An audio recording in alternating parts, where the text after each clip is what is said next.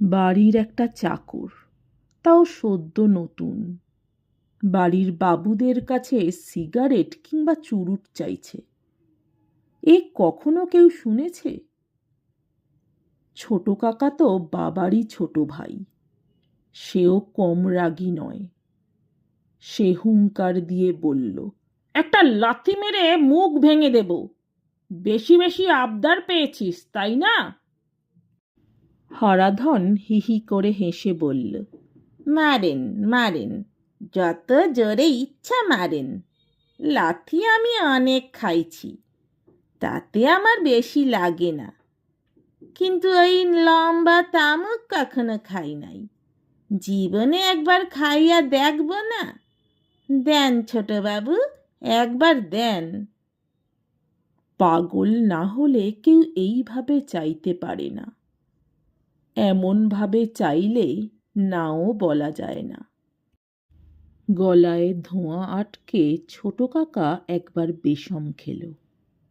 তারপর 3/4 শেষ হয়ে আসা চুরুটটা সে ছুঁড়ে দিল হারাধনের দিকে। বাবুদের সামনে যে ধূমপান করতে নেই, সে জ্ঞানটুকু আছে হারাধনের।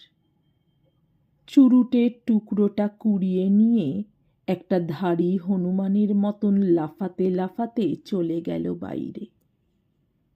একটু বাদে ফিরে এসে সে ঢিপ করে প্রণাম করল ছোট কাকার পা ছুঁয়ে।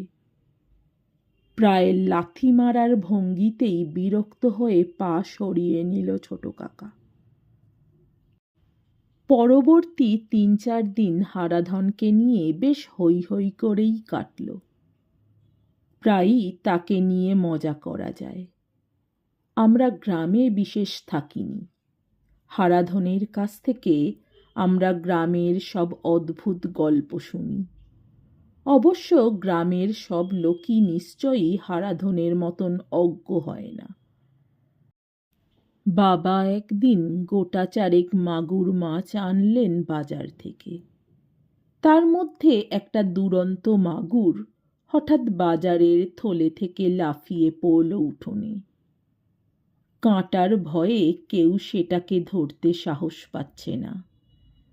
মা বললেন, ও হারাধন, মাছটা তুলে আনো। মাছ ধরবে কি? হারাধন ডেবডেবে চোখে হাঁ করে তাকিয়ে আছে সেটার দিকে।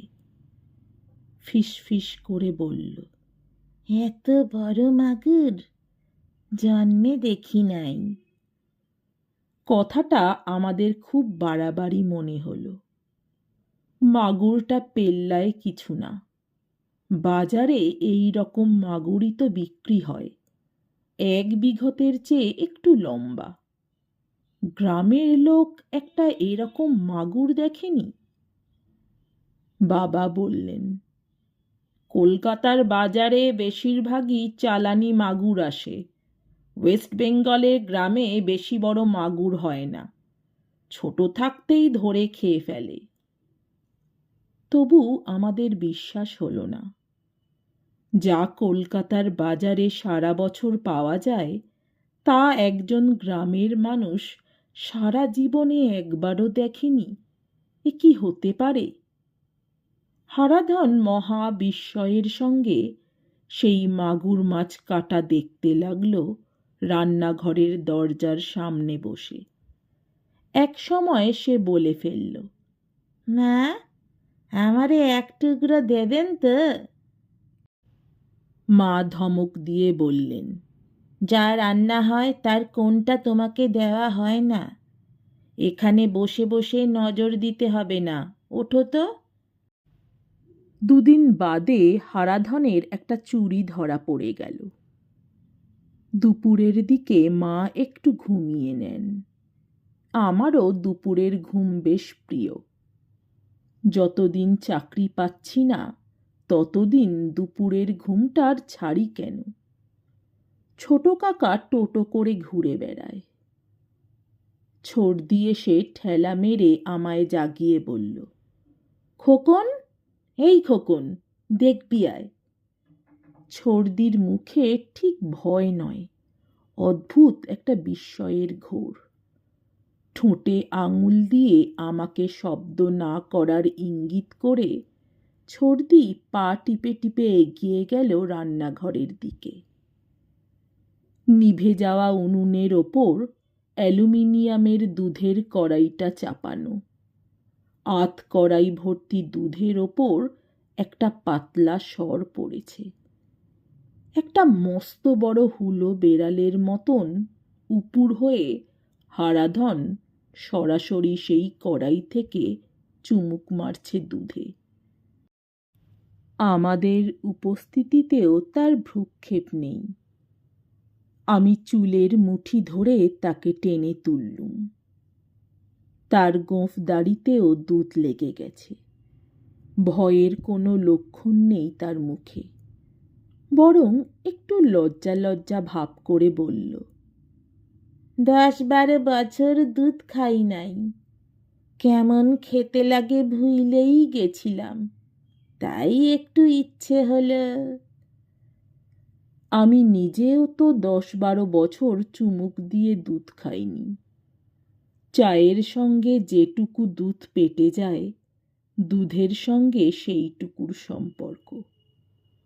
দাঁত কিরমির করে আমি বললুম, হারামজাদা, আমাদের বাড়িতে একেবারে ছোট বোনটা ছাড়া আর কে দুধ খায়?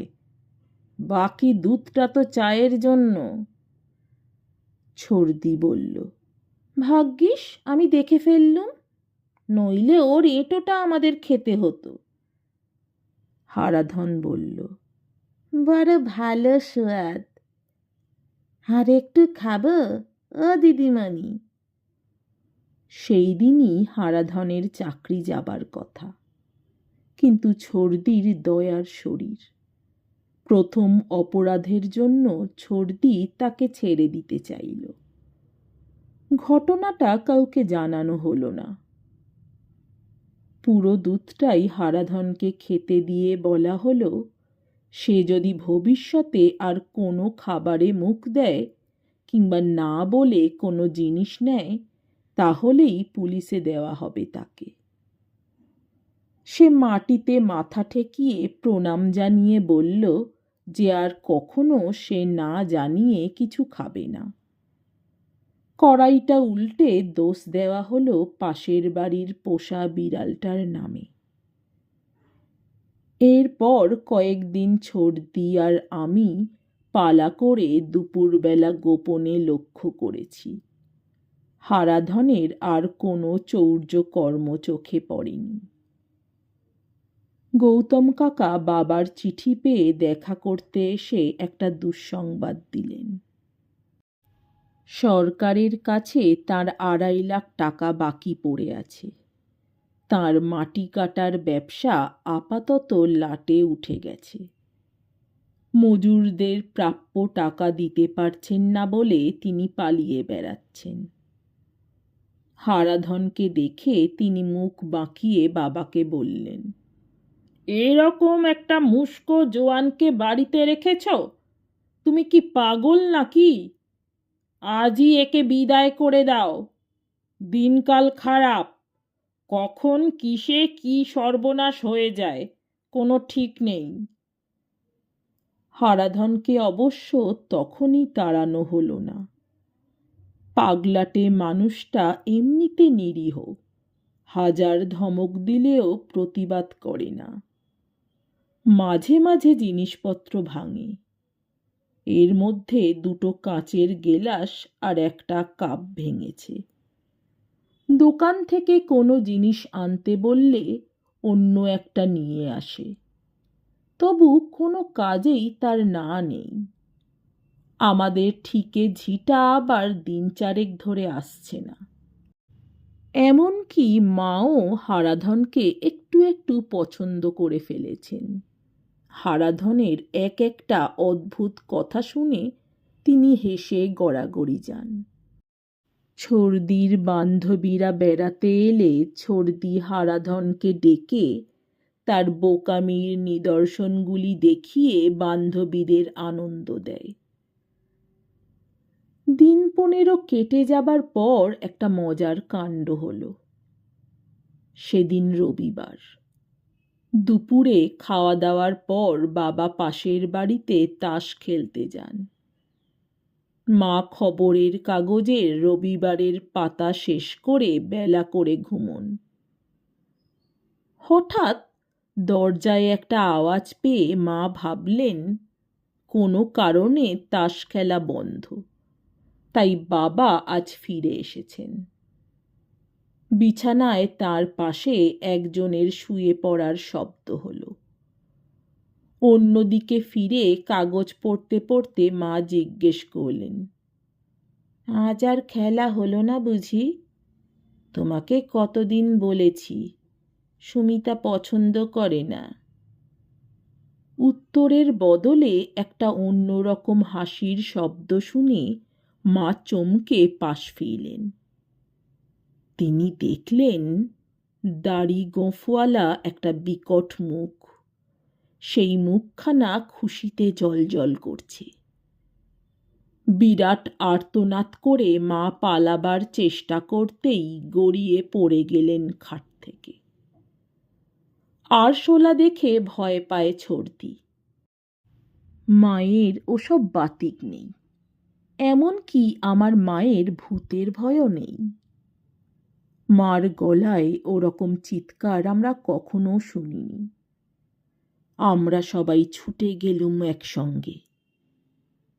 খাটের ওপর ঠিক পাখার নিচে হাত পা ছড়িয়ে শুয়ে আছে হারাধন।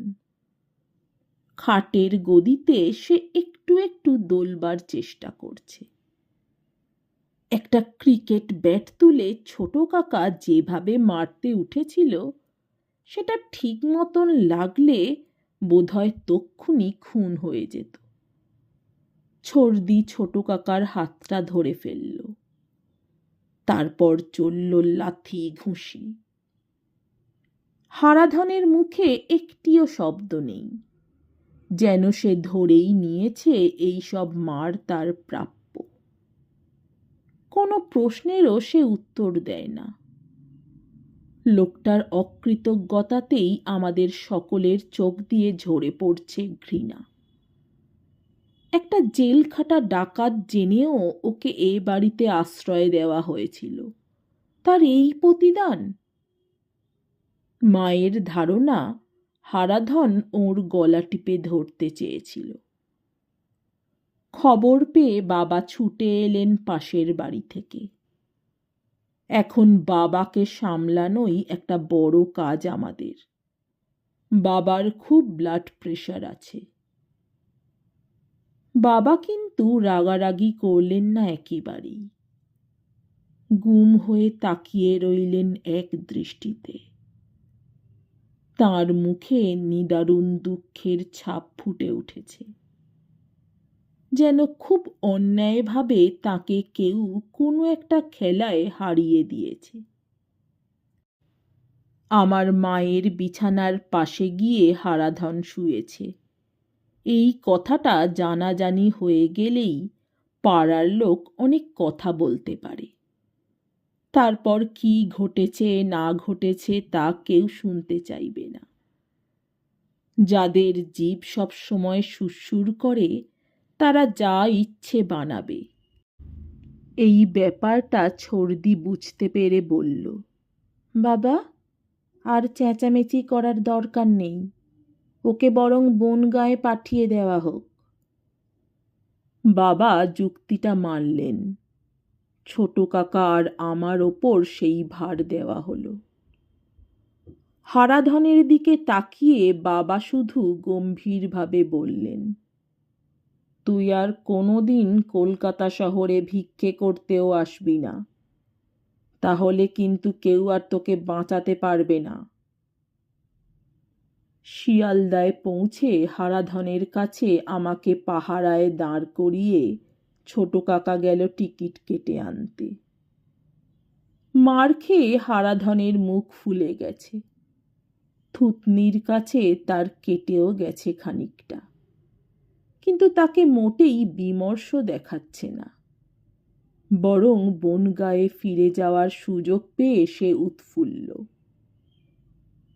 আমি জিজ্ঞেস করলুম, হারাধন, সত্যি করে বলো তো, তুমি এটা করতে গেলে কেন? মা তোমাকে কোনোদিন কম খাবার দিয়েছে? তোমাকে একটা জামা কিনে দেওয়া হলো পরশুদিন। হারাধন বলল, জামা তো আমার একটা ছিলই, আর জামা লাগতো না। আমি বললুম, তোমার জামাটা ছেঁড়া আর নোংরা, সেই জন্যই একটা নতুন জামা দেওয়া হলো। ছর্দি সেদিন। হারাধন আবার বলল, জামা লাগতো না, কিন্তু আমি কোনোদিন গদির বিছানায় শুই নাই। মাথার উপরে পাখা ঘোরে, গদির বিছানা, তাই ভাবলাম জীবনটা বৃথা যাবে, কোনোদিন শোব না, তাই একটু বড়বাবুর মতন হে হে হে হে হে, বড় ভালো লাগছে। একটু মার খেয়েছি, তাতে কি হয়েছে, বড় ভালো গো বাবু। আমার দিকে জলজলে চোখে তাকিয়ে সে হাসতে লাগলো পরম পরিতৃপ্তিতে। নমস্কার। আমার গল্প পাঠ ভালো লাগলে, আরও এমন গল্প শুনতে চাইলে অবশ্যই আমার চ্যানেলটি সাবস্ক্রাইব করে দেবেন। লাইক, কমেন্ট, শেয়ার করতে ভুলবেন না। অনেক ধন্যবাদ।